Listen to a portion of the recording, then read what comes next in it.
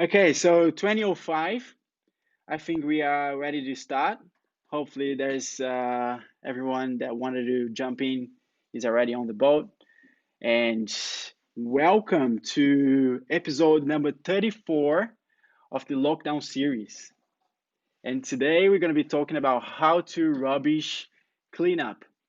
Yeah. So my name is Arthur. I'm 25 years old.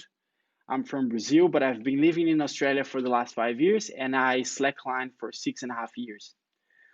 Um, like I just told you guys, I work in the rope access business industry, and we done 3 cleanups in Sydney last year, and I'm gonna talk a little bit about them today.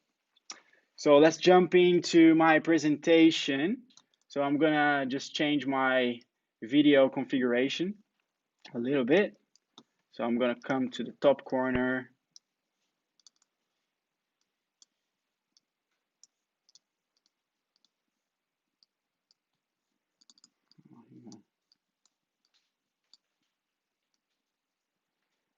Okay, just top corner, yep.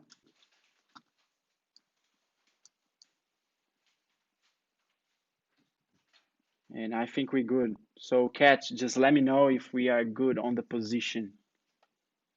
I think we should be sweet.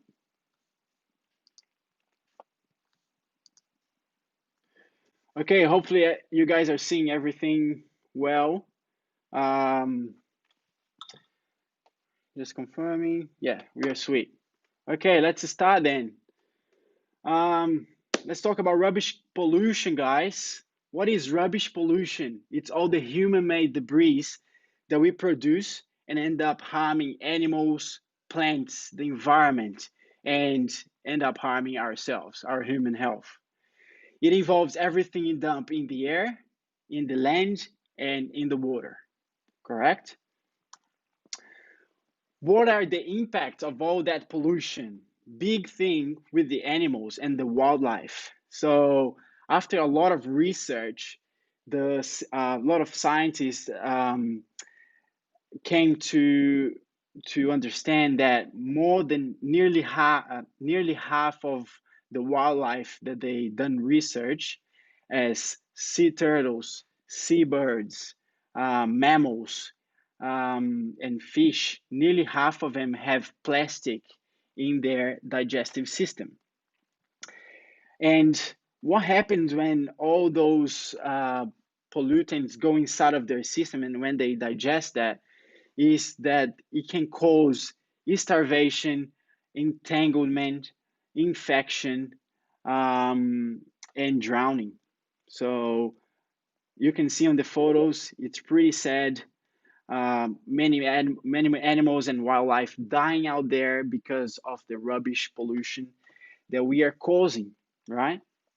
So, but okay, if you don't care about the animals, we need to really think about our human health because 8 million tons of plastic they go into the ocean every year and they enter in our food chain.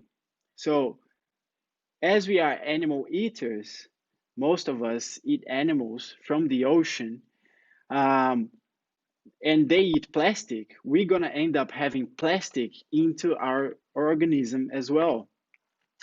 So there's a really nice website. It's called yourplasticdiet.org. And I was actually having a look at it the other day, and I was really impressed.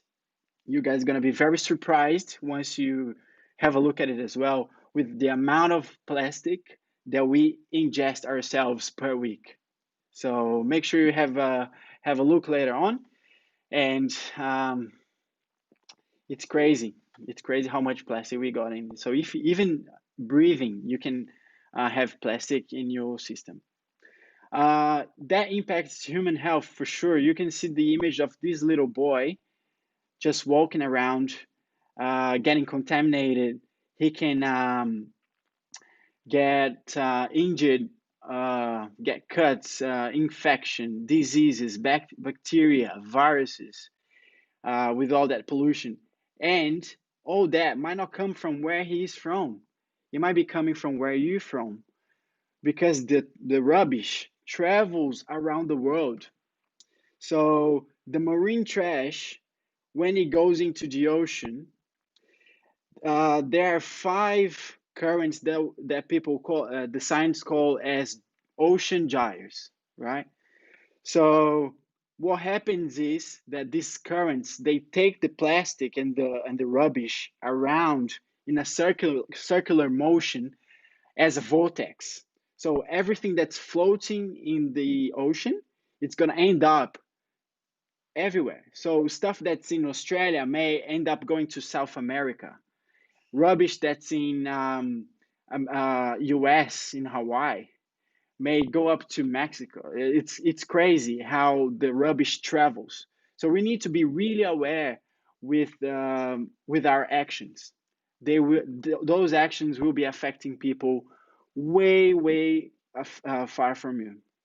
Okay, there's a very simple example. We had a cargo ship that lost 40 containers a couple of weeks ago in Sydney, uh, in the New South Wales coast, and those 40 containers um, ended up polluting and um, throwing down plastic containers and masks into the ocean, and all that rubbish went inside of the beach, came into the shore on the beaches, and they found pieces of the container, and it was pretty crazy. So even though it happens far away, it may affect yourself or the others.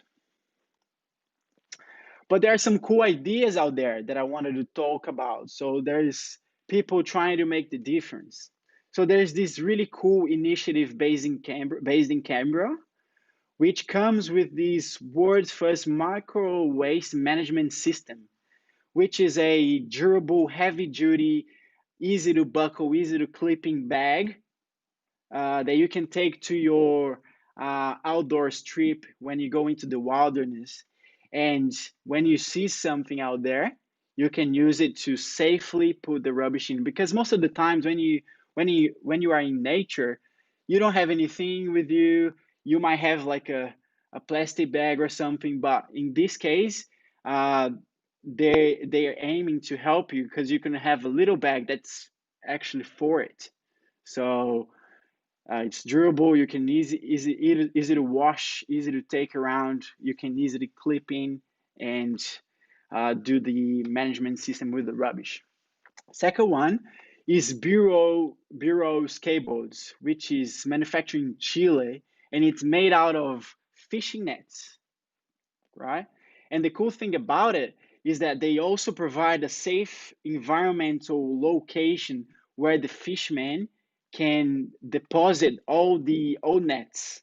So it's a nice way to avoid them to sometimes throw it into the ocean and stuff like that. So really good skateboards, and they look pretty cool as well. Third one, it's this brand called G-Star Raw, and apparently they are producing a line of denim clothing made out of recycled plastic, which is pretty cool as well. Hopefully, one day we will see slacklines made out of recycled plastic. That'll be really cool. Um, just make sure the safety factor is quite high. But the biggest one that I wanted to talk about to you guys is the ocean cleanup. Okay, so it is this Dutch initiative. It's a Dutch organization where they have two methods to pretty much try to clean the rubbish that's out there in the ocean, and also try to collect the rubbish from the source. Because after a lot of studies, that they realized that 1,000 rivers across the world produce 80% of the pollution in the ocean. So on the right hand side, we have a picture of the Interceptor, which is a vessel that they already manufacture. It's already working out there in a few different rivers around the world, like Indonesia and a few other countries, where they have this gutter that redirects the rubbish with the current to jump into these automatic um, automatic trays, and they lead up to the containers that are inside of the vessel, and everything is solar panel powered. So it's a really cool initiative, and everything um, is done away. So there doesn't need any human to be inside of the vessel. So when the containers are full, they send a signal and they arrange the pickup, and like it's a really cool idea. So this is one of them. The other one is the passive capture. So they use this method in the Great Garbage Patch, the patch in the Pacific. They already tried, they already started some tests, and it's already running out there. So how it works, they have this massive uh, buoyant device, and with the natural sources of wind and current and waves, the rubbish gets trapped inside and starts gathering and gathering everything. And they design a way that the rubbish gets trapped and can't leave it. It can't run away from this area, the buoyancy device. And then later on, they come with the ship to remove. So they are aiming to remove 50% of the rubbish from the Great Pacific Garbage Patch in only 5 years, which is amazing. So the idea is to remove the rubbish that's already out there that we can't do anything about it. So remove them from the ocean and then intercept the rubbish that's going from the land to the ocean via the rivers. So make sure you guys go follow them on Instagram, YouTube. They have a very nice YouTube channel where they post every time what are they up to, and a lot of research and cool information on the oceancleanup.com. So make sure you go follow them up. It's a Dutch organization, pretty nice. So next one is, how can we start? How can we make the change? First thing is to reduce our consumption. Um, Reduce the amount of rubbish, the amount of stuff that we buy, the amount of plastic that we use. Avoid single-use plastic and stuff like that. Reuse stuff that we can. So water bottles, coffee cups, reusable straws, um, and other things that can be done um, via different materials that are not single used. So a big no at the moment is for the straws. Guys, let's stop with the straws.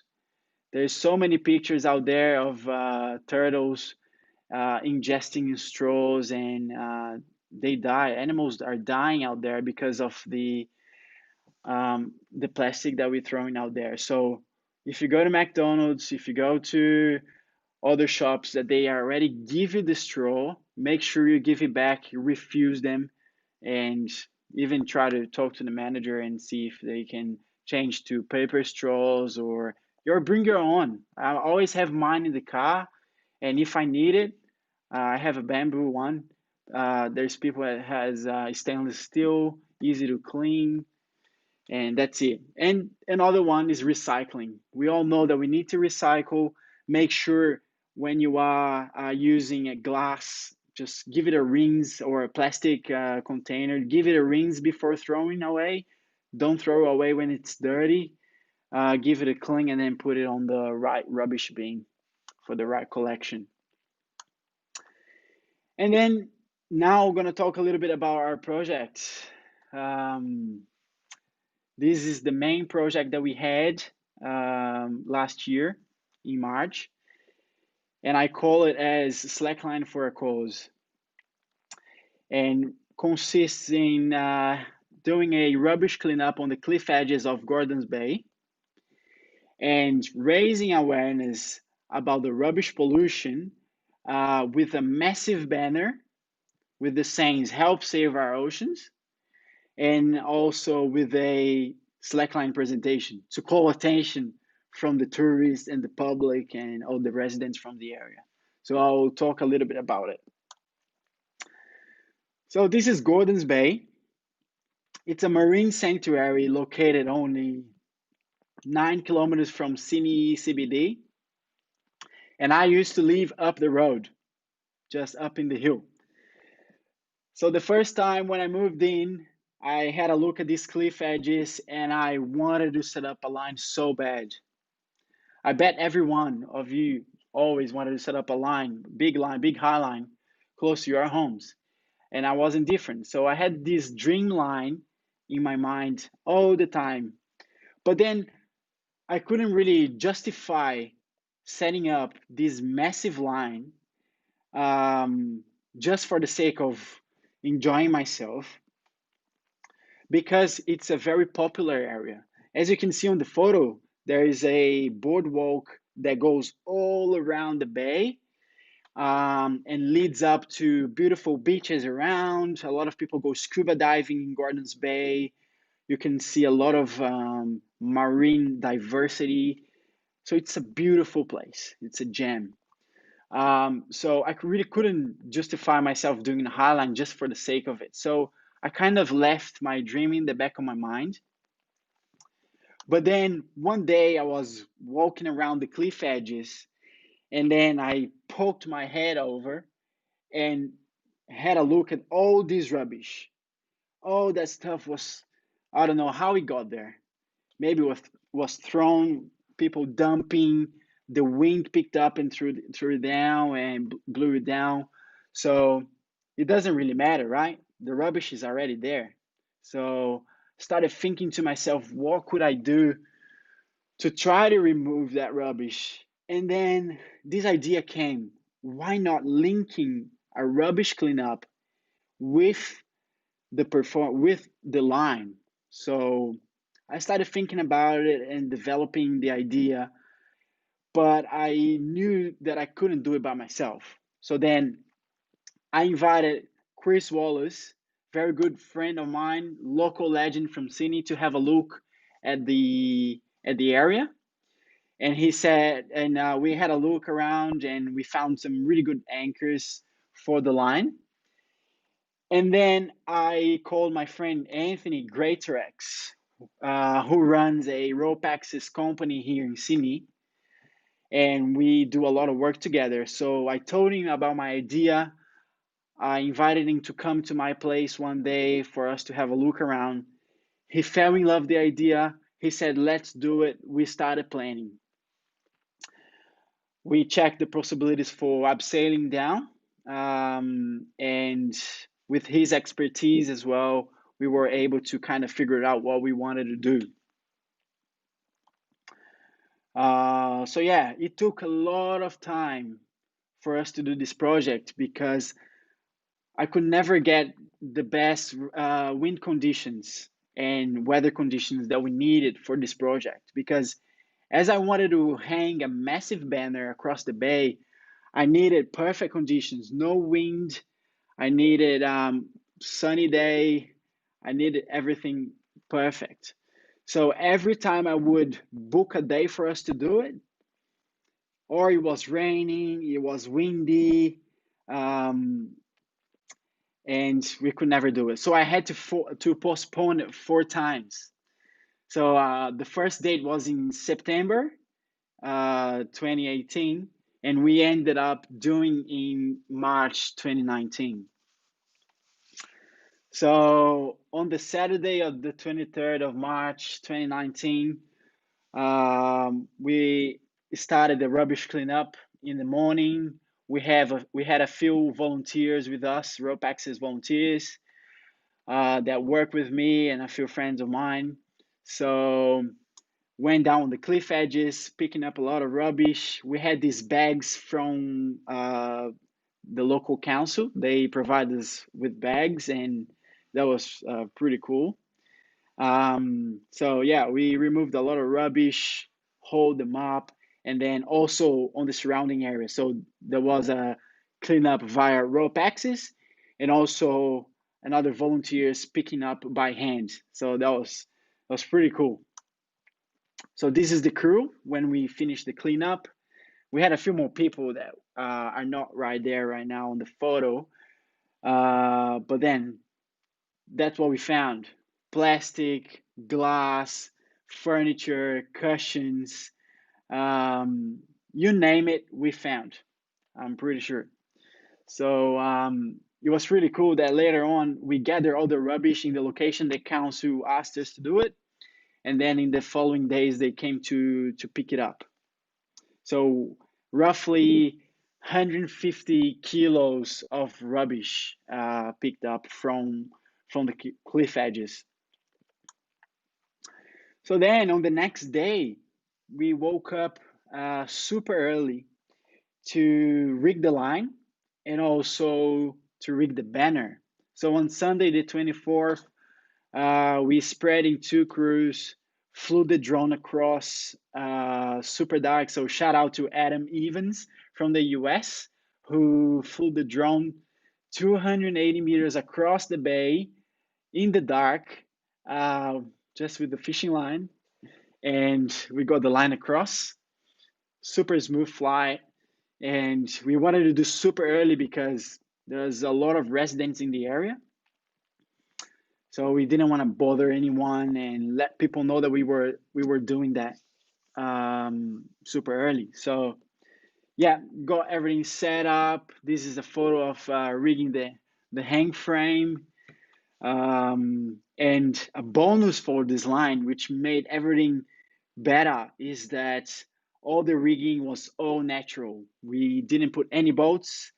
Everything was rigged on cracks, holes, fill horns, natural placement on rock, and we could set up a bomber highline without putting any bolts, so leaving no trace. That was amazing. This is a photo of myself unraveling the banner in the dark, and then you can see on this photo here how big it was. So it was 20 meters long and 1.2 meter height, with the hashtags doing my beat, war on waste, and slackmade. So on the top, we only used a telco cord, which is 6 mil, super strong, rated for 650 kilos, and it was stitched on the material that we use for the banner by Chris Wallace. So really nice banner. It took us a long time to make it. We had the presence from Mia Noble, which is the world record holder from Canada. She was traveling around Australia, and she was around Sydney at the time. And she was happy to join us for the cleanup, and she was cruising on that line. It was beautiful to see that. We had highliners from all around the world helping us with the cleanup, from Sweden, US, Brazil, Argentina, Canada, all around Australia. Was really nice to see everyone coming together for a big environmental cause. This is a photo of the crowd coming through during the day. And yeah, people were coming by, and we left these signs on the fence so people could have a look and see what was going on. So those frequently asked questions about, oh, what is this? How did they get the line across? What are they doing? So on the sign itself, we had everything written so people could just have a look and see what we were doing, so they wouldn't be like, oh, what's going on? So that was really nice as well. Okay, so that was Gardens Bay, and this one is a cleanup that we done in September in Vaucluse, one of the local crags that we have here. So there has been highlining on this crag for about 10 years and climbing for more than 40 to 50 years. So it's very popular into the community. There were a few cleanups done before that one, but this one was special because we used the same banner. We hung the banner in the front face of the cliff, and we had 3 highlines set up, and we picked up a lot of rubbish as well from the bushes around, a lot of furniture, mattresses, plastic, everything.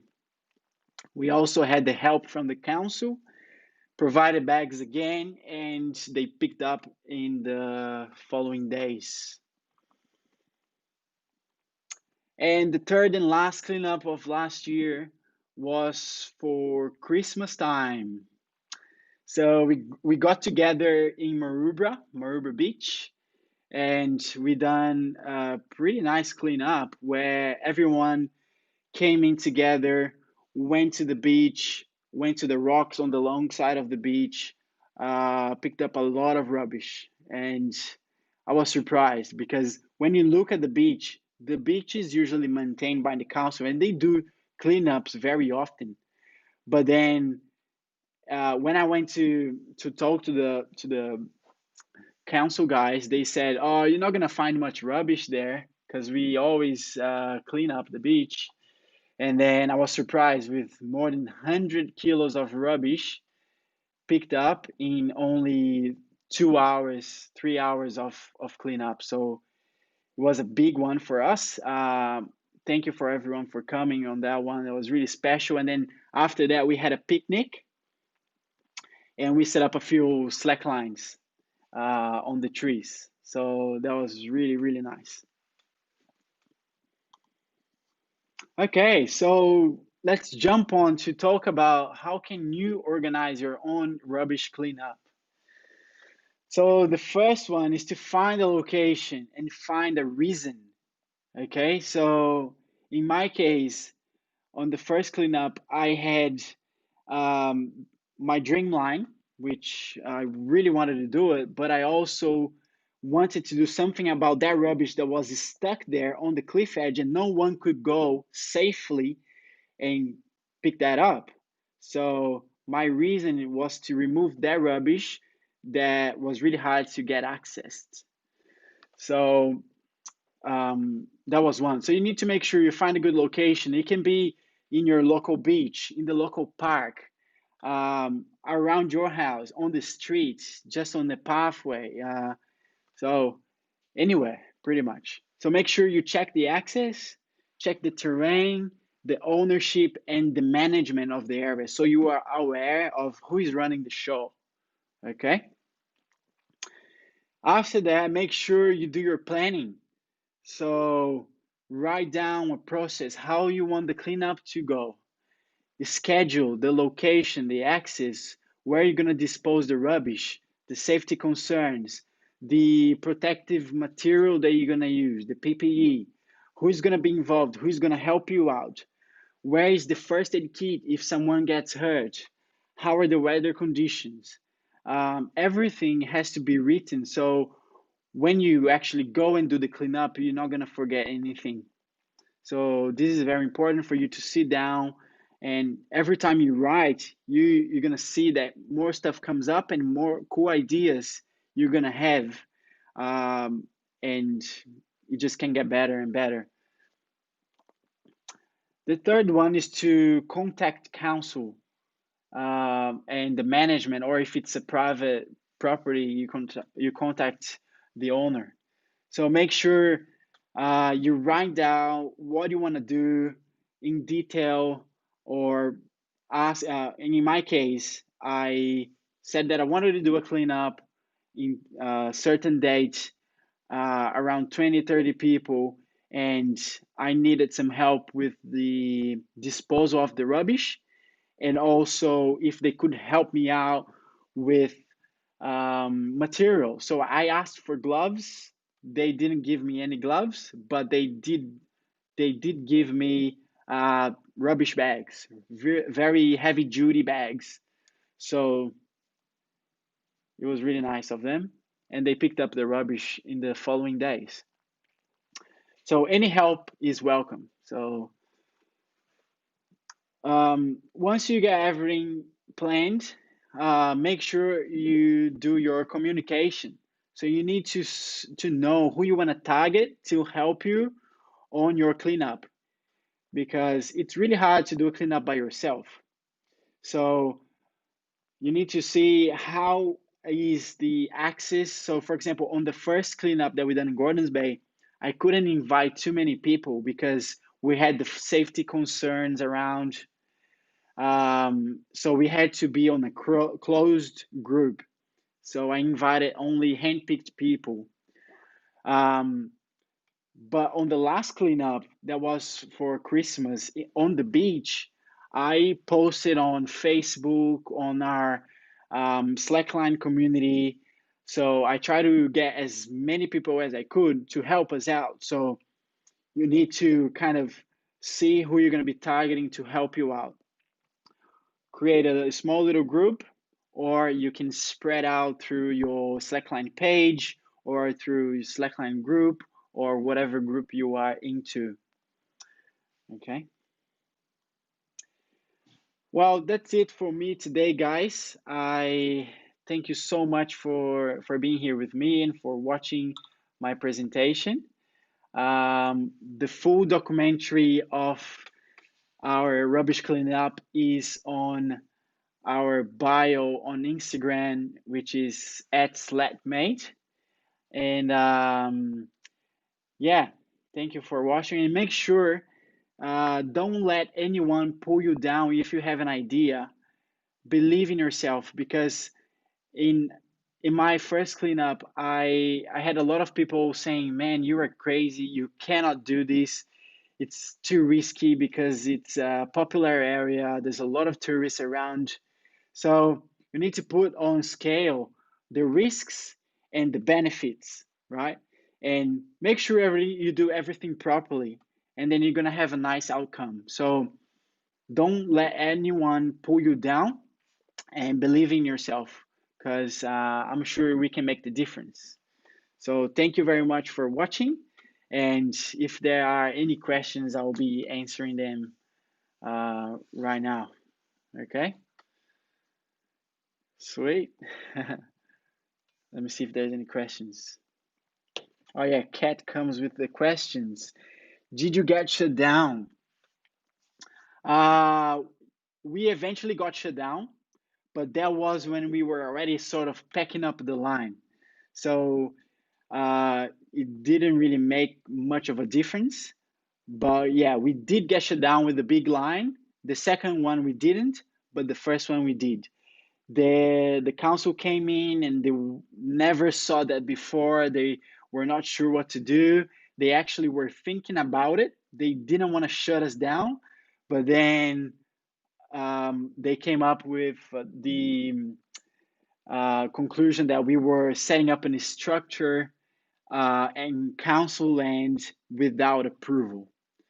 So anyway, it was fine because it was already starting to get windy.